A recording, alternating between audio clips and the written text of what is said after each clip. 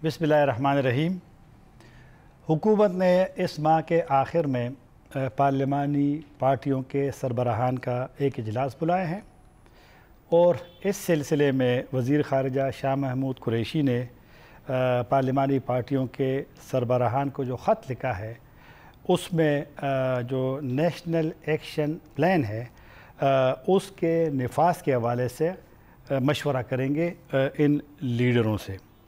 यही हमारे प्रोग्राम का आज मौजू है कि क्या ज़रूरत पड़ी कि हुकूमत ने नेशनल एक्शन प्लान पे अभी मशवरों के लिए सियासी जमातों को दावत दी है। मेरे साथ स्टूडियो में इसी पे गुफ्तगू के लिए आमिर राना साहब हैं जो कि पाक इंस्टीट्यूट फॉर पीस स्टडीज़ के सरबराह इस्लामाबाद है। आपका शुक्रिया।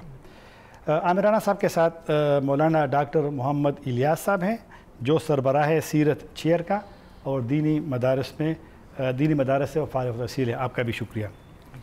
डॉक्टर साहब, आपकी इजाज़त से राना साहब से सवाल करता हूँ कि जिस तरह मैंने कहा, क्या ज़रूरत पड़ी कि PTI की हुकूमत को अब ये इजलास बुलाना पड़ा, बिल्कुल सिर्फ एक नुक्ते पे जो ख़त के मंदरजात है उसमें इसी पे फोकस किया है, क्योंकि जो मकबूजा कश्मीर में जो फरवरी में हमला हुआ था, उसके बाद जो पाकिस्तान इंडिया के साथ जो कशीदगी पैदा हुई तो कुछ हुकूमत ने कुछ एक्शन लिए जमात उद-दावा पे पाबंदी का और कुछ गिरफ्तारियाँ, और कहा गया है कि ये नेशनल एक्शन प्लान का हिस्सा है।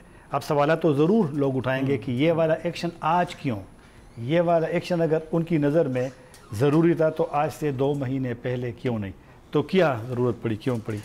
देखिए, आपने तनाजुर तो बता दिया कि पाकिस्तान इंडिया की जो कशीदगी हालिया हुई है, एक तो वो तनाजुर है, लेकिन उसके साथ साथ फाइनेंशियल टास्क फोर्स का FATF का भी एक प्रेशर था और उसके तनाजुर में भी बहुत सारे इक़दाम पाकिस्तान ने लेने थे और जो ख़ुद ही पाकिस्तान ने कमिट किया था कि हम ये हमारा एक्शन प्लान होगा और इस तरीके से और इस टाइम फ्रेम के अंदर करेंगे।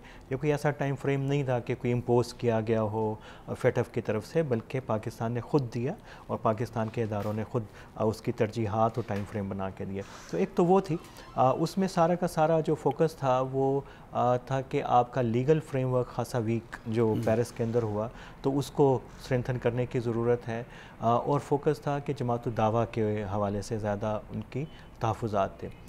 लेकिन अभी सूरत हाल बदली है, उसमें अभी जैश मोहम्मद का नाम भी ज़ाहिर है कि एक फैक्टर होगा। तो वो एक प्रेशर था, इक़दामात करने थे और वो इक़दामात इसी महीने में करने थे, मार्च के तीसरे हफ्ते में, क्योंकि 25 मार्च से जो FATF का एक ज़ैली इदारा है एशिया पैसिफिक ग्रुप, उसकी टीम पाकिस्तान का दौरा कर रही है। उसने उन इक़दामात का जायज़ा लेना है जो पाकिस्तान ने कर चुके हैं, उनकी वेरिफिकेशन के लिए बुनियादी तौर के ऊपर आ रहे हैं। और ये बड़ा दिलचस्प है कि जिस वक्त APG का ग्रुप यहाँ पे होगा अपनी वेरिफिकेशन के प्रोसेस के लिए, तो उससे अगले दिन ही कैबिनेट ने जो वज़ीर आज़म ने जो है पार्लिमानी जो सरबराह हैं उनका इजलास तलब किया है। तो शायद मेरा ख्याल है कि एक सिग्नलिंग देना चाह रहे हैं APG को भी कि हम बहुत सीरियसली इस प्रोसेस को देख रहे हैं और इसको आगे लेके चल रहे हैं। तो सवाल तो होगा ना राना साहब, आप बताइए ना कि हम ये वाले जो काम करेंगे ये हम सिर्फ दबाव के तहत करेंगे, जब हमें ख़तरा हो कि शायद अगर हम ये वाला काम ना कर, अगर इनकी नज़र में, हुकूमतों की नज़र में, सियासी पार्टियों की नज़र में एक काम अगर अभी करना चाहिए तो हम सिर्फ दबाव में करेंगे, यानी हम खुद क्यों अपनी हमारे जो मफादात है उसको फिर मतलब कैसे हम डील करेंगे इन मामलात को? देखिए, ये तो बदकिस्मती है कि ये तमाम के तमाम इक़दामात एक दबाव के तहत लिए जा रहे हैं और अभी तो दबाव बढ़ गया है और नॉन स्टेट एक्टर्स के हवाले से जो दुनिया की जो इंटॉलरेंस है वो तो खासे अरसे से है और पाकिस्तान के ऊपर मुसलसल दबाव रहा है। लेकिन अब ये मसला पाकिस्तान की मईशत के साथ भी जुड़ गया है। इमेज का तो पाकिस्तान का सत्यानाश हुआ पिछली 1-1.5 दहाई के अंदर इन शिद्दत पसंद गिरोहों की वजह से, लेकिन अब इकॉनमी के साथ, आपके जियो स्ट्रेटेजिक इंटरेस्ट के साथ, यानी अभी तो आप ये समझिए कि जंग का बटन जो है इन गिरोहों के पास आ गया, जब चाहें वो एक हमला करें और वो जंग का जो है वो बटन दबा दें और 2 न्यूक्लियर आर्म जो है ममालिक जो है बिल्कुल जो है वो एक ٹینشن کے اندر چلے جائیں. تو یہ بڑی خطرناک صورتحال ہے، اور اس کے اوپر میرا خیال ہے کہ ہمارے جو عسکری اداروں نے اس کے اوپر غور کیا ہے.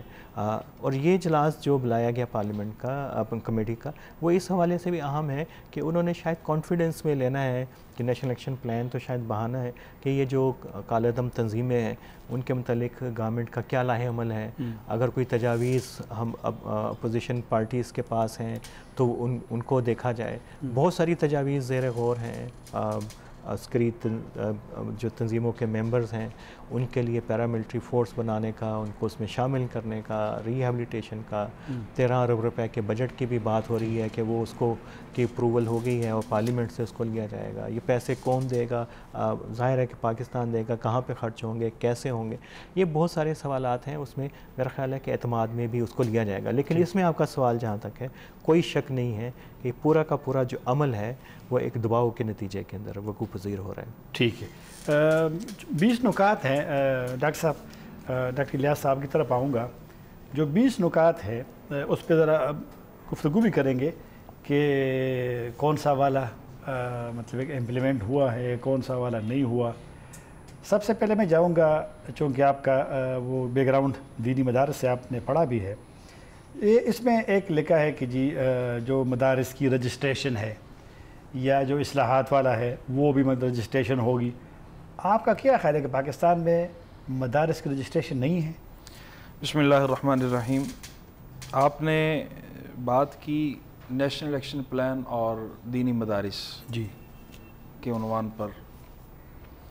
میں بالکل اس سے اتفاق کرتا ہوں کہ جیسے رانا صاحب نے بھی بات کی کہ بسا اوقات ہم کسی مجبوری کے تحت کچھ کام کر رہے ہوتے ہیں، اور کسی مجبوری کے تحت کوئی کام کرنا سٹیک ہولڈرز کو، متعلقہ لوگوں کو اعتماد میں لیے بغیر جی یقیناً اس کا نقصان ہوتا ہے، فائدہ نہیں ہوتا. جی خیر، پہلی بات تو یہ بہت خوش آئند ہے کہ اگر ایسا ہی ہے کہ تمام سٹیک ہولڈرز کو اور بنیادی لوگوں کو اعتماد میں لیا جا رہا ہے اور مستقبل کے لیے لائحہ عمل تیار کیا جا رہا ہے تو یہ بہت اچھا ہے. لیکن دوبارہ آپ دیکھیے کہ پھر سے ایک غلطی کہیں نہ ہو جائے ہم سے کہ بات ہم کر رہے ہیں نیشنل ایکشن پلان اور دینی مدارس کی. تو میرا سوال ہے کہ کیا دینی مدارس کی قیادت کو، جو محب وطن ہے، جو دفاع کے لیے بھی تیار ہے، جو ہر اعتبار سے اصلاحات کے لیے بھی تیار ہے اور کر بھی رہی ہے، کیا انہیں بھی اعتماد میں لیا جا رہا ہے؟ پھر وہی بات ہوگی کہ جو نیشنل ایکشن پلان پہلے سے موجود ہے اس پہ کام ہو رہا ہے اور کام ہوتا رہنا چاہیے. یہ ملک اور قوم کے مفاد میں ہے یہ ساری چیزیں، اس سے کوئی انکار نہیں ہے.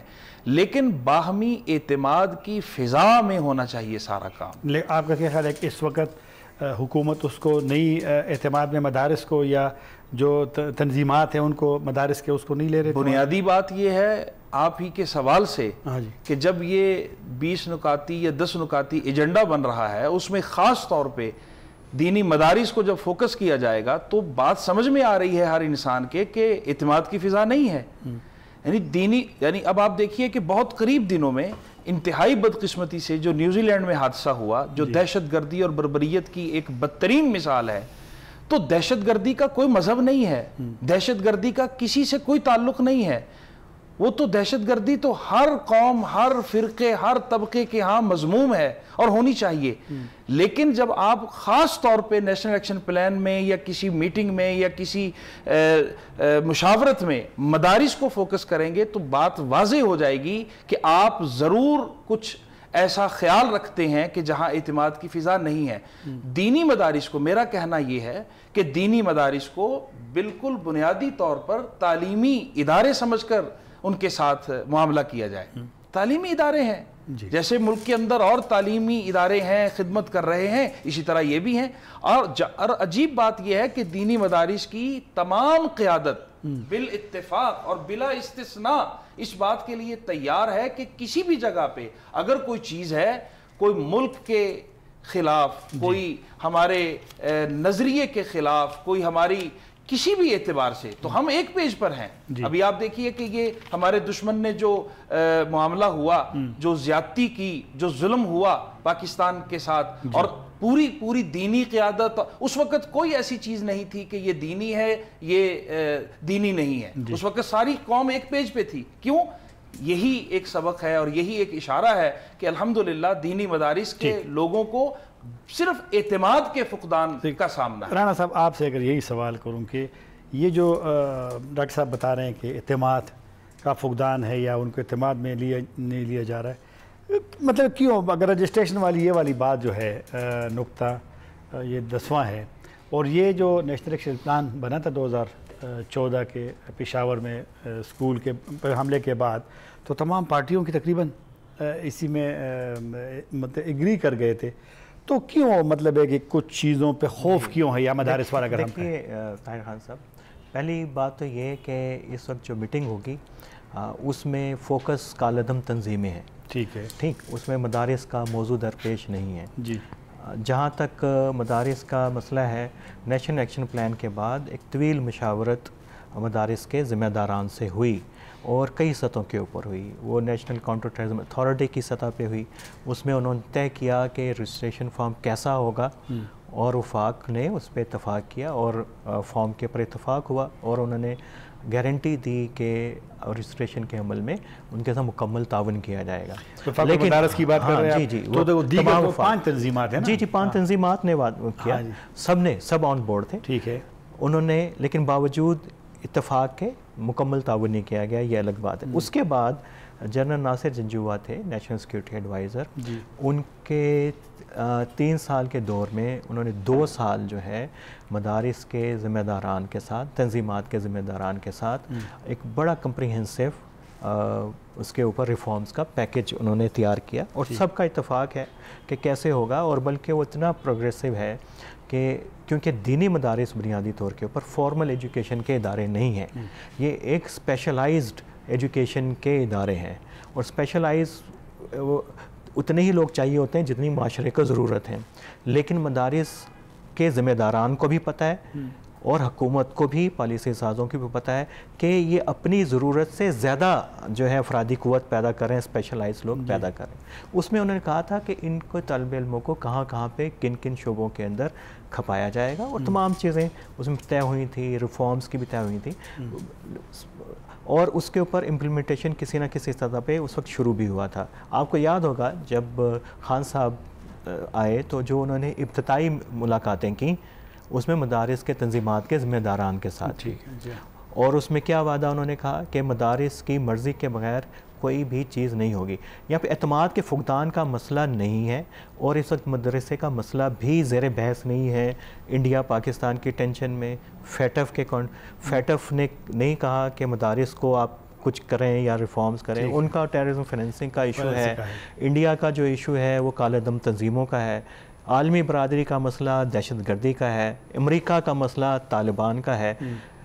ہمیشہ یہ ہوتا ہے جب نیشنل ایکشن پلان جب بن رہا تھا، اور میں اس کے اندر چونکہ ایکسپرٹ کی جو ٹیم تھی اس میں ہم نے کہا تھا کہ کچھ لوگ اور ہماری مذہبی جماعتوں کے لوگ کہہ رہے تھے کہ مدارس کی ریفارمز اس میں ایجنڈے کے اندر شامل ہوں. اس وقت بھی ہمارا کہنا تھا کہ مدارس کو ایجوکیشن کے سبجیکٹ کے طور پہ ڈیل کریں، کیونکہ یہی جو ابھی کہہ رہے ہیں کہ مدارس کو شامل کریں، مدارس کو بہانہ بنا کے پورے جو نیشنل ایکشن پلان کو سیبوٹاج کریں گے اور کہیں گے نہیں یہ مدارس کے خلاف سازش ہے، یہ اسلام کے خلاف سازش ہے. وہی ہوا، اور جگہ جگہ پہ اس ایشو کو اٹھا کے بنایا گیا. ابھی میرا نہیں خیال کہ اس پورا جو کانٹیکسٹ چل رہا ہے اس میں مدرسے کے سوال کو اٹھانے کی ضرورت بھی ہے. ٹھیک، یہ جو کالعدم تنظیموں کی بار بار بات ہو رہی ہے، اور آپ کہہ رہے ہیں کہ جو اجلاس ہونے والا ہے اس میں زیادہ تر اسی پہ فوکس ہوگا. یہ جو مطلب ہے لشکر طیبہ سے ہوتے ہوئے جماعت الدعوہ تک، یہ تو پھر بعد میں الیکشن میں انہوں نے دوسری تنظیم بنائی اور حصہ لینے کی، لیکن وہ بھی نہیں. آپ کا کیا خیال ہے کہ اگر ایک کالعدم تنظیم ماضی میں تھی یا اب ہے، اگر وہ مین سٹریم پولیٹکس میں آنا چاہتی ہے، سیاست میں آنا چاہتی ہے، انتخابات میں، تو پھر بھی کافی سارا رولا ہوتا ہے، کچھ بڑی بڑی جماعتیں اس کی مخالفت، تو یہ لوگ پھر کہاں جائیں گے؟ یہ بڑا دلچسپ سوال ہے کہ کیونکہ مین سٹریمنگ کی بات ہوتی رہی ہے اور اس کی پوری ڈبیٹ तकरीबन 1.5-2 साल चली पाकिस्तान में कि कैसे होना चाहिए, उसको एक्सप्लॉइट किया गया इस पूरे प्रोसेस को, इस पूरी टर्मिनोलॉजी को। जिस वक्त ये बात शुरू हुई दुनिया तैयार थी इस चीज़ के लिए कि आप मेन स्ट्रीमिंग की इजाज़त दें, बशर्ते कि ये तंजीमें अपना जो मिलिटेंट जो नैरेटिव है उसको छोड़ें, अपने ऑपरेशंस ख़त्म करें, और लेकिन वो हो नहीं सका। इन्होंने इस तमाम मेन स्ट्रीमिंग को इस्तेमाल किया सिर्फ अपने आउटरीच जो है पॉलिटिक्स के अंदर बढ़ाने के लिए, अपने सपोर्ट बेस को बढ़ाने के लिए, जो दबाव था उसको काउंटर करने के लिए। अभी भी जो इस वक्त सवाल हुकूमत के सामने है वो ये है कि इनका मुस्तकबिल क्या हो। 3 सतहों के ऊपर बात हो रही है इनका कि इनकी जो अफराद हैं ख़ास तौर के ऊपर जो ट्रेन लोग हैं वो उनकी तादाद बनती है कोई 13,000 के 14,000 के करीब तमाम तंजीमों के पाकिस्तान में। उनके लिए एक रिहेबिलिटेशन का प्रोसेस हो, पंजाब में 2-3 जगहों के ऊपर होगा, कराची के अंदर होगा, वहाँ से उनकी रिहैब के बाद उनको आइसोलेट किया जाए सोसाइटी से, क्योंकि सोसाइटी में एक्सेप्टेंस उनकी दोबारा नहीं होती, और वो भी ख़ुद एक ख़ास एक प्रोसेस से गुजरे होते हैं। तो उनके लिए एक पैरामिलिट्री फोर्सेस में अलहदा से यूनिट बनाए जाए और उनको जो दिफा की ज़िम्मेदारियां हैं उसके अंदर स्पुर्द किया जाए। ये सबसे अहम एजेंडा होगा जब अब पार्लियामेंट्री कमेटी बैठेगी, उसके ऊपर एतमाद में लिया जाएगा। दूसरा है कि कुछ तंजीमें कहती हैं कि हम मुकम्मल तौर पे अपने सियासी अमल को भी छोड़ने के लिए तैयार हैं, जो हमने पिछले इलेक्शन में कोशिश की आने की, लेकिन हमें सिर्फ जो है चैरिटी वर्क करने की इजाज़त दी जाए, लेकिन उसके ऊपर तहफ़्फ़ुज़ात हैं कि ये उसी तरह का बहाना ना हो जैसे कि पहले उसको इस्तेमाल करते रहें।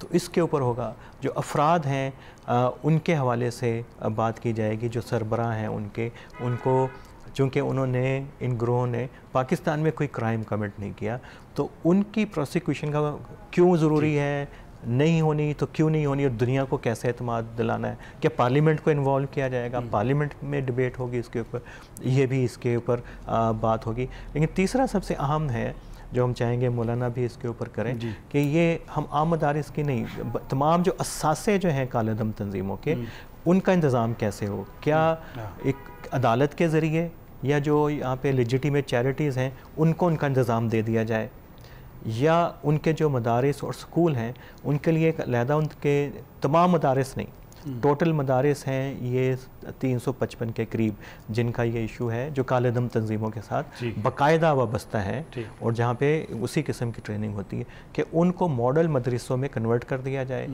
उसका इंतज़ाम गवर्नमेंट रखे, या इस्लामिक यूनिवर्सिटी जैसे जो इदारे हैं उनकी निगरानी में दे। ये एजेंडा होगा, उसके अंदर आएगा, और सारा का सारा फोकस वही है कि किसी तरीके से इन तंजीमों को डिसमेंटल किया जाए, और इस तरीके से किया जाए कि कोई रिएक्शन सामने ना आए, और ऐसे उसको किया जाए कि ये आपका अपना इशू है और नाराज़गी जो है किसी सतह के ऊपर पैदा ना हो। ठीक, एक वक्फे में जाते हैं, दोबारा हाजिर होंगे।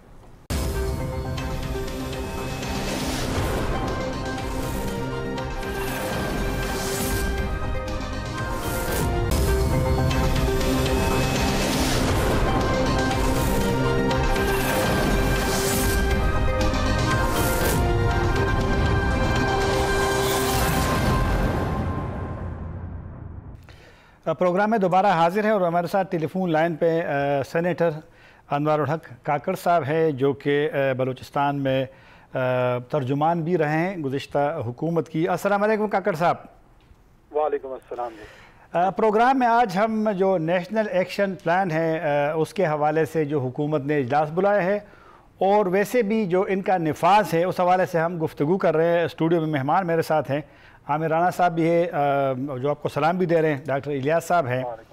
तो सबसे पहले जो बलूचिस्तान वाला नुक्ता है, जो 20 नुकाती नेशनल एक्शन प्लान है, कि उसमें ये कहा गया है कि बलूचिस्तान को इख्तियारात दिए जाएंगे कि वो सियासी मुसालहत के लिए वो इक़दाम उठे। तो जब आप बलूचिस्तान हुकूमत का हिस्सा थे तो क्या हुआ था उन 5 सालों में, कि क्या इक़दाम हुए थे इस नुक्ते के निफास के लिए जो सियासी मुसालहत है बलूचिस्तान में? बहुत शुक्रिया जी। उसमें जी एक पुरअमन बलूचिस्तान के नाम से और फिर उसकी कंटिन्यूएशन में खुशहाल बलूचिस्तान के नाम से एक प्रोग्राम हमारे यहाँ चल रहा है और इसकी कंटिन्यूएशन अक्रॉस द बोर्ड मौजूद है। यहाँ पे जितने भी मिलिटेंट्स जो हैं, जो नेशनलिज्म की बुनियाद पे उन्होंने एक गदर मचाया हुआ था हमारे सूबे में, उनको एक जेन्युइन मौका रियासत और हुकूमत देना चाहती है कि वो आए और रुजू करें और पलट के आए, अपनी गलती का एहसास करते हुए सरेंडर करें। इस सरेंडर पॉलिसी का हमें अच्छा असर नज़र आया है। कोई लगभग 2000 के करीब या कम बेश, उससे ज़्यादा होंगे, कुछ एग्जैक्ट फिगर इस वक्त मेरे जहन में नहीं है। वो उन्होंने सरेंडर किया है, उनको मेन स्ट्रीमिंग उनकी हुई है, उनमें बहुत सारे लोगों की माली मावनत हुई है और कोशिश किया गया है कि ये नेचुरलाइज हो जाएं सोसाइटी में और सोसाइटी में एज ए नॉर्मल इंडिविजुअल्स ये अपनी ज़िंदगी बसर कर सकें। लेकिन काकड़ साहब, मसला तो अब भी मौजूद है और कभी कभी वाक़यात भी हो जाते हैं, हमले भी होते हैं, लोग अभी भी पहाड़ों में हैं, कुछ पाकिस्तान से बाहर भी गए हैं। अभी कुछ रिसेंटली जो वाक़या हुआ कंदहार में, जो हमला हुआ, वहाँ पे कुछ लोग मारे गए जिसने दावा किया था कराची चाइनीज़ कौंसलेट पे। तो ये अंदर भी थोड़ा सा इशू तो बलूचिस्तान का भी है और जो ये बाहर लोग जाकर बैठ गए हैं वो भी एक इशू है। तो अब अभी क्या सूरत हाल है मुसालहत वाली कि उन लोगों को वापस बुला बाहर, जैसे बाहर कंधार में जो शख्स मारा गया है रिपोर्टेडली, इसका जवाब तो अफगान हुकूमत दे सकती है कि किस तरीके से एक नॉन मिलिटेंट उनकी सरजमीन में इतनी जगह में बैठा हुआ था। उस पे तो मैं तबसरा नहीं कर सकता हूँ। नहीं, मैं कह रहा हूँ कि चैलेंज तो है ना हमारे लिए काकड़ साहब, अगर लोग बाहर चले गए तो हम मुसालहत में कोई कमजोरी नहीं है कि हम इन लोगों को वापस नहीं ला सकते? नहीं कि ये हमारी ये गलतफहमी या जो वजाहत है वो मैं कह दूँ, ये कोई हदफ नहीं है कि लाजमन हमने इन तमाम लोगों को एट ऑल कॉस्ट वापस लाना होगा। एक ऑप्शन के तौर पे वो मौजूद है, अगर कोई उसको एक्सरसाइज करना चाहता है, उससे फायदा उठाना चाहता है, उनकी मर्जी है। अगर वो इससे फायदा नहीं उठाना चाहते और वो स्टिल अपनी मिलिटेंसी की लाइन कंटिन्यू करना चाहते तो रियासत तो उनको सामने सरेंडर नहीं कर सकती। अगर कोई सरेंडर सजेस्ट करता है वो हमें बता दे कि पाकिस्तान की रियासत को कहा स्विट्जरलैंड में जाके बरामदा के सामने सरेंडर कर दें या लंदन में जाके किधरी एयरबियार वही के सामने सरेंडर कर दें या कोई और जगह हमें बता दें, तो फिर मिलजुल के ये भी फैसला कर लेते हैं। ये क्या पागलपन है? आने आए नहीं आने नहीं आए वो तो उनका काम है। लेकिन अगर ऑप्शन के तौर पे मेरी अर्ज सुनने जनाब, पाकिस्तान में कातिल ये है, लोग इन्होंने मारे हैं, मिन्नतें हम इनकी कर रहे हैं, उसके बावजूद भी अगर हम पे ये क्रिटिसिज्म हो कि जी फिर भी ये नहीं आ रहे तो हम क्या करेंगे, क्या किया जा सकता है उनका फिर? ठीक है। अच्छा, जो लोग आपने जिस तरह का कि तकरीबन 2000 तक लोग जब आप बलूचिस्तान हुकूमत में होते तो शामिल हो गए थे, वो लोग किस पोजीशन में है? वो आके अब मुआशरे में मिक्स हो गए हैं, यहाँ का हिस्सा बन गए हैं या कहीं वापस मिलिटेंसी की तरफ तो नहीं गए?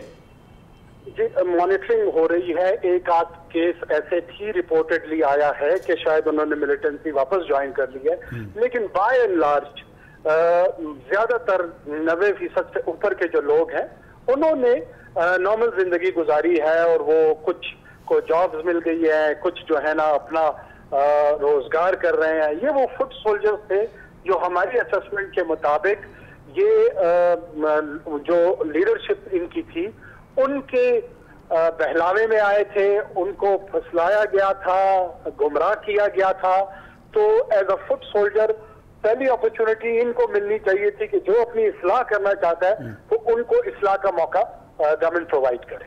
ठीक, बहुत शुक्रिया काकर साहब का, बड़ी मेहरबानी टाइम देने का। डॉक्टर साहब, रियाज साहब की तरफ आते हैं। जिस तरह राणा साहब कह रहे थे कि जो करद तंजीमों का भी ज़िक्र हुआ, मदारिस का भी ज़िक्र हुआ, तो अगर आपसे भी मैं राय पूछ लूँ कि पहले अगर थोड़ा सा दोबारा उसी पे कि ये मौलाना फजलुर रहमान साहब का बयान आया कल कि वो भी मदारिस के हवाले से जो हुकूमती जो पॉलिसी बनते जा रही है या जो है, तो थोड़े से उन्होंने भी तनकीद भी की है और कुछ एहतजाज का भी इशारा दिया है। आपका क्या शक है कि हुकूमत कोई एक्शन करने वाली है मदारस के ख़िलाफ़? देखिए जी, बात बहुत साफ़ है कि राना साहब ने भी बात की कि दीनी मदारिस बुनियादी तौर पर तालीम के इदारे हैं اور انہیں تسلیم کیا جا رہا ہے، تسلیم کیا گیا ہے۔ ٹھیک ہے، یہ جو اگلے 2 ہفتے میں جو ایکٹیویٹی ہو رہی ہے، بہت اچھی بات کی رانا صاحب نے کہ اس کا بنیادی طور پر دینی مدارس سے کوئی تعلق نہیں ہے۔ جب دینی مدارس سے کوئی تعلق نہیں ہے تو میرا خیال ہے کہ شاید سوال کی نوعیت بدل گئی کہ کل عدم تنظیمیں، چاہے وہ مذہبی اعتبار سے مذہبی لبادے میں کوئی کل عدم ہو، چاہے کوئی غیر مذہبی میں ہو، ہم بات اس کی کر رہے ہیں۔ کاکڑ صاحب نے ایک بات کی اور بہت اچھی بات کی کہ 90% سے زیادہ لوگ مین سٹریم میں آئے ہیں۔ تو اگر صورتحال ایسی ہے اور یہ بہت خوش آئند ہے اور یہ ہمارے ملک کے لیے مستقبل کے لیے بہت اچھا ہے، تو حکومت کی اس کاوش اور کوشش کو، جب کہ وہ اسپیسیفک کسی خاص پس منظر میں یا کسی خاص بد اعتمادی کی فضا میں نہ ہو، تو ضرور اپریشیٹ کرنا چاہیے۔ اور میں سمجھتا ہوں کہ دیکھیے، ہمارے نزدیک، کسی بھی مسلمان کے نزدیک، کسی بھی پاکستانی کے نزدیک، اپنے نظریے کی بات اور پھر نظریے کو ملک اور قوم کے مفاد کے ساتھ جوڑ کر جو ایک حکمت کا سلیقہ اور طریقہ ہے، اس کی بات مقدم ہے۔ جب اس پر کوئی بات نہیں ہے تو کسی قسم کا کوئی اس کے اندر اعتماد کے فقدان کا جو اندیشہ ہے وہ نہیں سامنے آ رہا۔ اگلی بات جو آپ نے کی کہ یہ جو ہمارے لوگ کسی بھی درجے میں دور ہیں یا کسی پس منظر میں آ چکے ہیں، تو انہیں ضرور مین سٹریم میں لانا چاہیے، اور ان کے لیے جتنی بھی کوشش ہو، جس بھی طرح کی کوشش ہو، ساری دنیا میں کوششیں ہو رہی ہیں، پاکستان کے اندر بھی کوشش اس کی ہونی چاہیے اور انہیں لانا چاہیے۔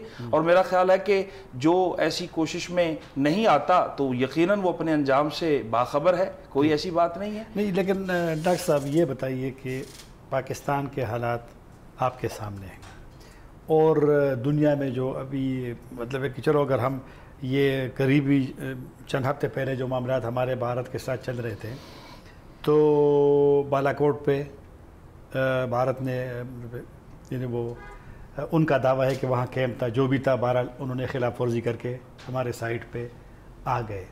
جو ریئیکشن آیا اس کے بعد، وہ اس میں کسی بھی ملک نے، چین، سعودی عرب، ایران، ترکی، سب، ترکی کا تھوڑا سا نسبتاً، کسی نے اس کی مذمت نہیں کی۔ جہاز اندر ہے۔ تو اب اگر انہوں نے مذمت نہیں کی تو ہمارے لیے تو ایک میسج ہے نا، بڑا لمحہ فکریہ ہے، لمحہ فکریہ ہے۔ لیکن کچھ مسائل تو یہاں ہے نا ڈاکٹر صاحب، پاکستان کے اندر کچھ مسائل تو ہمیں درپیش ہیں نا کچھ چیزوں سے، اب آپ بھی ان کو سمجھتے ہیں۔ میرا سوال یہ ہے کہ یہ جو کرن تنظیمیں ہیں وہ نزاکت کو کیوں محسوس نہیں کرتے؟ جناب، جن مسائل کا آپ ذکر کر رہے ہیں، جو مسائل درپیش ہیں، اس پہ کوئی دو رائے نہیں ہے۔ ان مسائل سے نجات ہونی چاہیے ملک کو۔ دیکھیے، ہم اقتصادی طور پر مشکل میں ہیں، ہم بدنام ہو رہے ہیں، ہمارے بہت سارے معاملات ہیں۔ میں سمجھتا ہوں کہ ضروری ہے قومی بیانیہ جس انداز سے ملک کی ترقی اور ملک کے نام کی روشنی اور اس کی بلندی کے لیے جس انداز سے بھی کام کیا جائے وہ ضرور ہونا چاہیے۔ بس گزارش اتنی سی ہے کہ تمام فریقوں کو، تمام سٹیک ہولڈرز کو، دیکھیں دینی طبقہ بہت بڑا سٹیک ہولڈر ہے اس ملک کے اندر، باقاعدہ انہیں اعتماد میں لیا جائے۔ آپ نے بات کی کہ مولانا صاحب نے کل بیان دیا، ٹھیک ہے، اگر مولانا صاحب نے بیان دیا تو ذمہ دار لوگوں کو ضرور اس پہ سوچنا چاہیے، بلکہ بیان دینے سے پہلے اور بیان دینے کے بعد بات ہونی چاہیے کہ یہ کس انداز سے یہ بات آئی ہے۔ یہ ہمارا قومی معاملہ ہے، ہمارا یہ معاملہ ہے، ہم نے اس سارے مسائل سے کامیابی سے نکلنا ہے، ہم نے اس ملک کو نیچے نہیں جانے دینا، بہرحال اسے اوپر لانا ہے۔ اور کسی بھی قسم کی کوئی پریشانی ہے، کوئی انفرادی ہے، کوئی 4 لوگوں کی ہے، کوئی 50 لوگوں کی ہے، کوئی 4 جگہوں کی ہے، کوئی 100 جگہوں کی ہے، ہم نے اس سے نبردآزما ہونا ہے۔ اب ہم مزید اپنے ملک کو، اپنی اکانومی کو، اپنے مستقبل کو کسی بھی قسم کے اس پہ مشکل میں یا داؤ پہ نہیں لگا سکتے، اس لیے اتفاق ہے اس بات پر۔ یہ اچھی بات ہے۔ رانا صاحب، کاکڑ صاحب جو بول رہے تھے کہ ہماری ذمہ داری نہیں ہے ان لوگوں کو لانا، گلاتے تو آ جائیں ورنہ نہیں۔ ہم پاکستان بار بار کہتا ہے، ہر روز کسی نہ کسی کا بیان تو ضرور آتا ہے کہ افغان طالبان मतलब है कि हिस्सा बने, पॉलिटिकल सिस्टम में आ जाएं, फलां में आ जाएं, उसमें आ जाएं, उसमें आ जाएं। अगर हम दूसरों के लिए कहते हैं कि वो अमन के मुज़ाकरात करें, तो ये जो हमारे वाले वहाँ बैठ गए हैं, तालिबान, TTP भी, दीगर भी, अहरार भी, कलदम तंजीमें, ये बलोच भी, तो अगर हम उनके लिए कहते तो हम क्यों इन लोगों को अपने सिस्टम में नहीं ला सकते? देखिए, इसके ऊपर भी मेरा ख्याल है कि बात हुई है, आपके इल्म के अंदर है, हम इकट्ठे ही थे उसमें, वहाँ पे जब अफ़गान तालिबान से मुज़ाकरात की कामयाबी की बात हुई तो उन्होंने कहा उसके बाद फिर ये इम्कानात रोशन हो जाएंगे कि ये जो पाकिस्तान के जो अस्करियत पसंद हैं ये वापस आना शुरू हो जाएंगे और हम उनको वेलकम करेंगे जो हथियार डाल के आना चाहेगा। तो मेरा ख्याल है कि एक थिंकिंग प्रोसेस तो उस हवाले से है कि उनको भी आप वेलकम करने के लिए तैयार हैं। अभी भी हमें तो यही तासर दिया गया कि जो अभी आना चाहता है अभी भी आ जाए, और कुछ आपको क्लियर पॉलिसी तो नहीं आ रही, कि ऐलान हो जाए है, कोई एमनेस्टी का ऐलान हो जाए, कोई अभी मेरा ख्याल है एमनेस्टी तो बहुत ही आगे की चीज़ है, वो बहुत डेंजरस होगी, ख़तरनाक होगी। जो पूरा कौम का रिजॉल्व बिल्ट हुआ है उसमें बहुत बड़ी दरार आएगी और उसमें गारंटी नहीं है कि जो लोग आएंगे कि वाकई वो अस्करियत पसंदी को छोड़ देंगे। तो वो पूरे एक मैकेनिज़्म है, लेकिन उसकी तरफ नहीं है। काकड़ साहब बलूचिस्तान के कॉन्टेक्स्ट में बात कर रहे थे, जो हमारे बलोच इंसर्जेंट्स हैं या नेशनलिस्ट लीडर हैं, उन्होंने कोशिश हुई है, और ख़ास तौर पे खान ऑफ क्लास से तो ज़ाहिर मालिक साहब भी गए वक्त लेके, उनसे बात की थी, वो पॉलिटिकल फोर्स हैं, उनके साथ तो बात हुई है, कुछ राब्ते बरामदाख वगैरह से हुए थे, लेकिन वो ज़ाहिर है कि ये अच्छी पॉलिसी है, एक ऑप्शन के तौर पे मौजूद है अस्करियत पसंदों के साथ बलूचिस्तान में। लेकिन जो पॉलिटिकल स्टेक होल्डर हैं जैसे खान ऑफ क्लात हैं या जो नाराज़ नेशनलिस्ट लीडर हैं, उनके साथ तो ज़रूरी है पूरा का पूरा रिकन्सिलेशन का प्रोसेस बलूचिस्तान में चलाना, और उसके ऊपर मेरा ख्याल है कंसेंसस भी है। और ये गवर्नमेंट है, अभी बाप की गवर्नमेंट है बलूचिस्तान में, खान साहब को मिलके, मेंगल साहब भी ऑन बोर्ड हैं। अब इससे ज़्यादा अपॉर्चुनिटी क्या हो सकती है कि वो जाएं, कम अज़ कम अस्करियत पसंदों को नहीं, जो पॉलिटिकल लीडरशिप है उनको वापस पाकिस्तान में लेके आएँ। अब मरी साहब को अफ़गानिस्तान से वापस ला सकते थे, तो खान को आप वापस लंदन से जहाज़ में क्यों नहीं ला सकते? उसका बड़ा अच्छा मैसेज जाएगा, और मेरा ख्याल है कि जो इंसर्जेंट्स की इखलाकी पोजीशन, सियासी पोजीशन, उससे खासी कमज़ोर होगी। सही।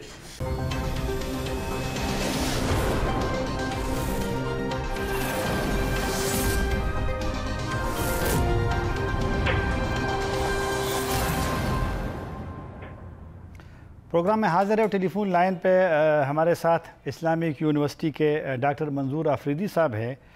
अस्सलाम वालेकुम आफरीदी साहब। वालेकुम अस्सलाम। शुक्रिया आपके वक्त का।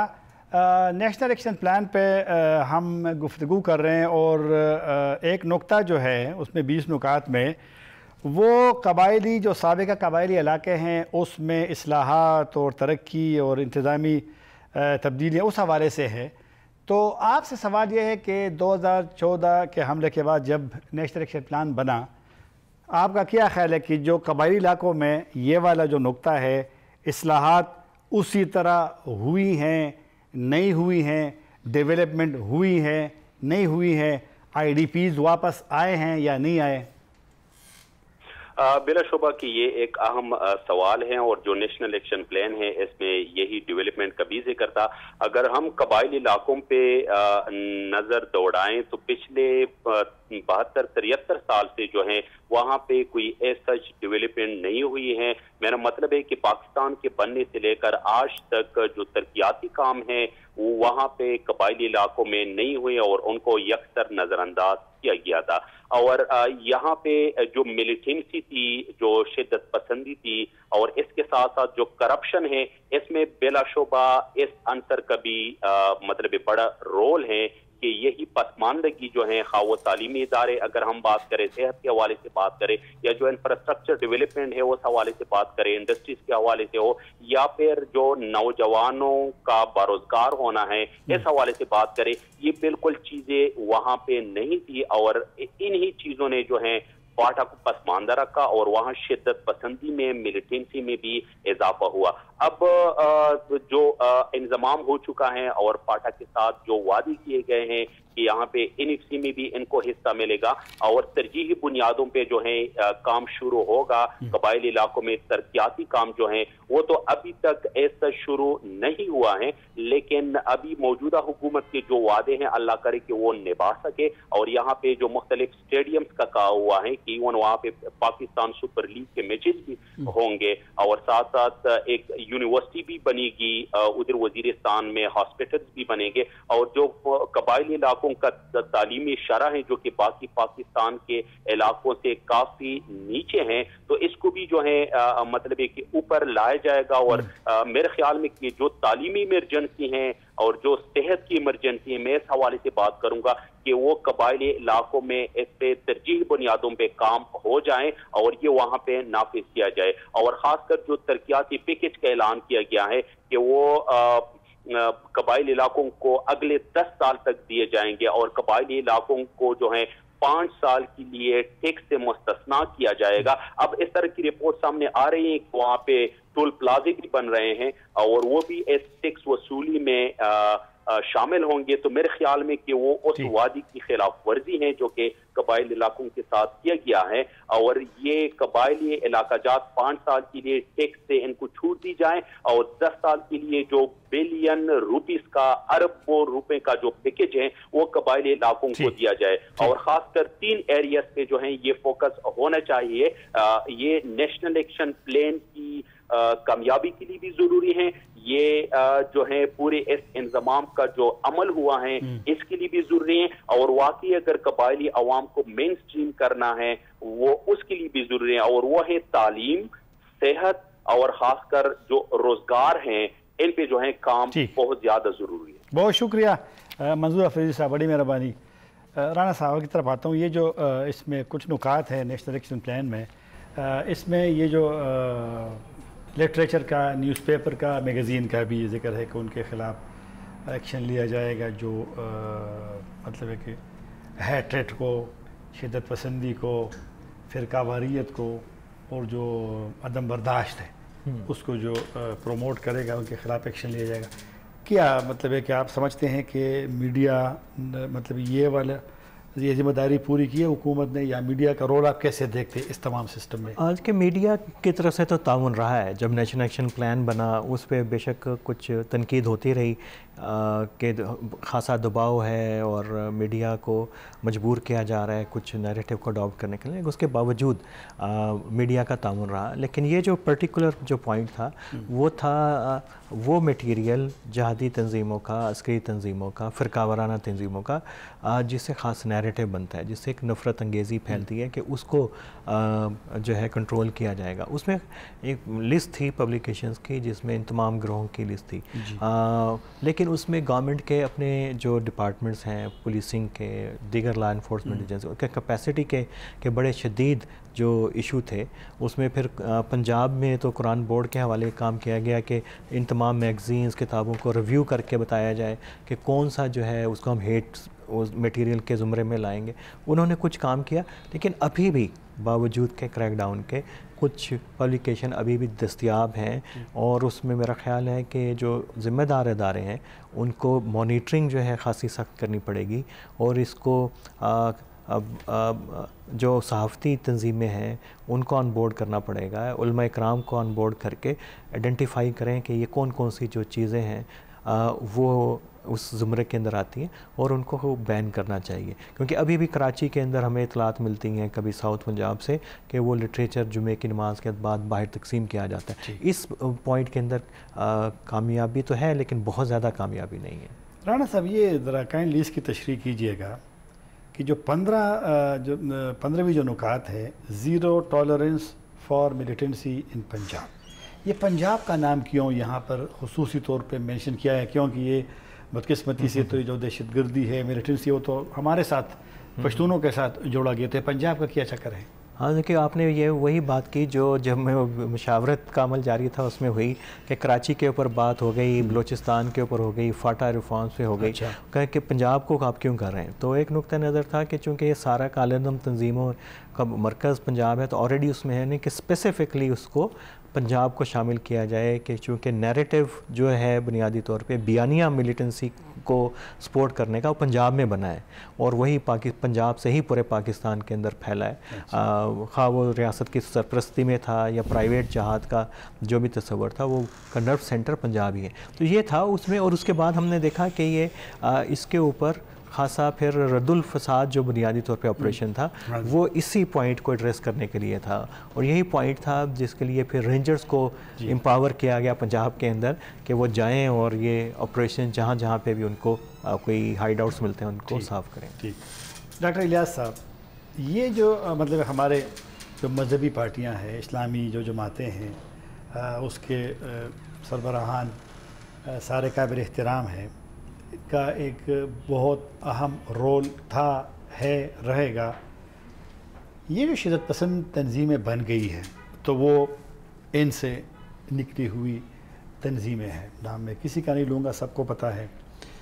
ये क्यों हमारे जो ये मजहबी रहनुमा हैं इनकी अदम तवज्जो की वजह से, या मतलब है कि ये कैसे नाकामी हुई कि वो लोग जो इनका हिस्सा रहे थे, अब जिसका भी आप देखें मसलन बैतुल्ला मसूद ने जब 2007 में तहरीक तालिबान का आगाज़ किया जो कलदम है अभी, तो उसका मैं देख रहा था माजी, तो वो जमीयत तलबा इस्लाम के वहाँ वज़ीरिस्तान के सरबराह थे, जो JUR का स्टूडेंट, कहाँ पे कमज़ोरी रही, क्या हुआ कि ये लोग शिदत पसंदी की तरफ चले गए सर?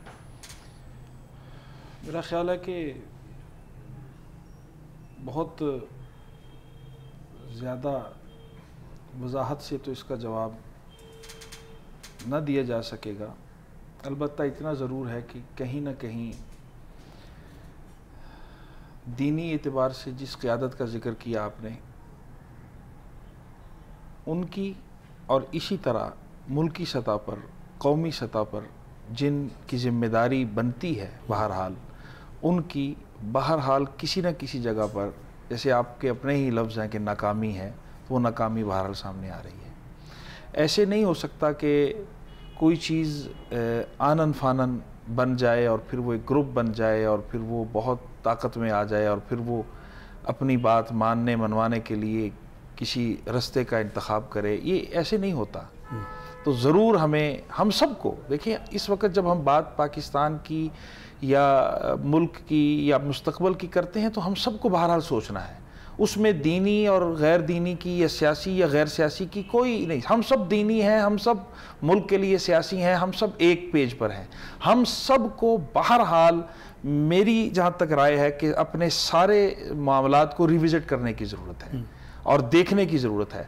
जो हो चुका उसे देखिए और उसे वापस लाइए, और जो मुस्तकबल है उसके लिए हम सब एक पेज पे हैं और फिक्रमंद हों। मेरा ख्याल है कि इससे हम बहुत अच्छे नताइज हासिल कर सकते हैं। वो तो ठीक है, लेकिन फिर भी तवक्को तो, क्योंकि मिलिटेंट्स जो है, शिदत पसंद जो है, वो अब हमारे पाकिस्तानियों की बात कर रहा हूँ, वो जाकर के कुछ अफगानिस्तान में बैठ गए, कुछ कहाँ बैठ गए, कुछ कहाँ बैठ गए। तो मैं सवाल ये है, मुख्तसर जवाब भी है कि बस 1 मिनट रह गया है कि क्या, ठीक है वो ज़िम्मेदारी की आपने बात की है, लेकिन ज़्यादा क्योंकि लोग उस्ताद को सुनते हैं, आप हमारे मजहबी पार्टियों का रोल समझते हैं कि मुअस्सर रहा है कि अगर ये लोग, चलो उनके पास दलाइल है, वो चले गए, वो पहाड़ में बैठ गए, अफ़गानिस्तान चले गए, यहाँ जब होते थे तो एक फसाद किस्म का एक माहौल था, मतलब है कि क्यों ये लोग एक कैंपेन नहीं चलाते कि उनको वापस बात सिस्टम में लाएं? फिर वही है कि रोल रहा है और रोल प्ले किया है उन्होंने। अच्छा, ऐसा नहीं है तो फिर नाकामी है, क्या नाकाम हुए हैं, सीधी सी बात है। यानी जब कोई आदमी किसी भी तरह के एहसास कमतरी में आकर कोई कदम उठाता है और बसा औकात वो इतने कदम उठा लेता है कि वहाँ से वापसी मुमकिन नहीं होती, तो जैसे एक वालिदैन या माँ बाप का या कोई अपना बड़ा भाई या कोई मायूस होकर फिर कहता है मैं क्या कर सकता हूँ, ये हम सब का मिनहाइसुल कौम और पूरी कौम और पूरे मुल्क की ये हालत है। यानी ऐसा नहीं है कि उलमा ने कोशिश नहीं की, ऐसा नहीं है कि हुकूमत ने कोशिश, बहरहाल इसीलिए मैं अर्ज़ कर रहा हूँ कि इस सारे मजमून को, इस सारे मामले को रिविज़िट करने की ज़रूरत है और इकट्ठे बैठने की ज़रूरत है। बहुत शुक्रिया राना साहब का, डॉक्टर साहब आपका। डॉक्टर साहब ने दरमियान में गुफ्तगू जब कर रहे थे तो एतमाद की बात है कि एतमाद में لیا جائے مدارس کے ذمہ داران کو یا مذہبی جماعتوں کے رہنماؤں کو. یہ بات بالکل درست ہے. پاکستان میں بدقسمتی سے کبھی کبھی جو سیاسی جو کشیدگی ہے, جو تناؤ ہوتا ہے, تو اس وجہ سے کچھ چیزیں ہم مس کر لیتے ہیں. تو لہٰذا پاکستان چونکہ مشکل کا شکار ہے, مشکل حالات کا شکار ہے, ہمارے موقف کو بدقسمتی سے تسلیم نہیں کیا جاتا. اب جو میٹنگ ہونے والی ہے نیشنل ایکشن پلان پہ, اس میں ایک مؤثر اور ایک متحد موقف اگر سامنے آ جائے تو ہم شاید باہر بھی ایک مثبت میسج اور پیغام دے سکے. طاہر خان کو اجازت دیجیے. اللہ حافظ.